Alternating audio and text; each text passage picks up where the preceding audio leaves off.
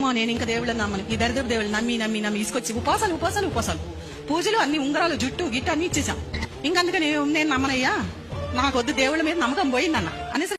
మతం మారడం మారకపోవడం అనేది మీ ఇష్టం, దాంట్లో మాకు ఎటువంటి ప్రాబ్లం లేదు. కానీ మా హిందూ దేవుళ్ళని దరిద్రపు కొట్టు దేవుళ్ళని చెప్పేసి నోటికి ఎంత వస్తే అంత మాట్లాడితే మళ్ళీ మాట్లాడటానికి నోట్లో నాలుగుండదు.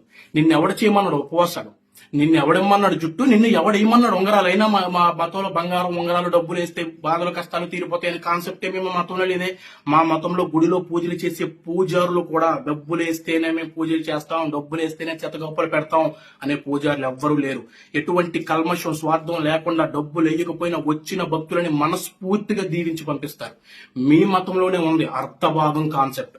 అయినా మా దేవుడు మీ దేవుడు లాగా వంట చేసుకుంటే వెనకాల వచ్చి చేతులేసి ముచ్చట్లు చెప్పుకుందాం రా అని పిలవడం. ఎందుకంటే మా దేవుడు చాలా సాంప్రదాయబద్ధమైన దేవుడు. మా మతంలోనే ఉంది హిందూ సాంప్రదాయం అని.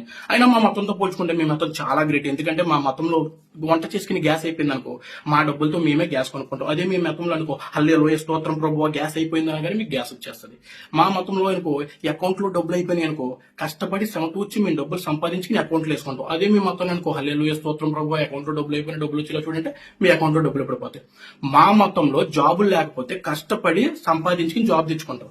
కానీ మీ మతంలో అనుకో, బుష్ అనగానే మీకు జాబ్ వచ్చింది.